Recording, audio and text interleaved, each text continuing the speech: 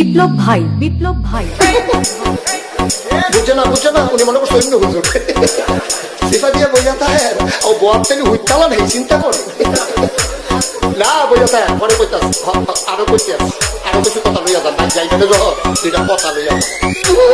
মুরব্বী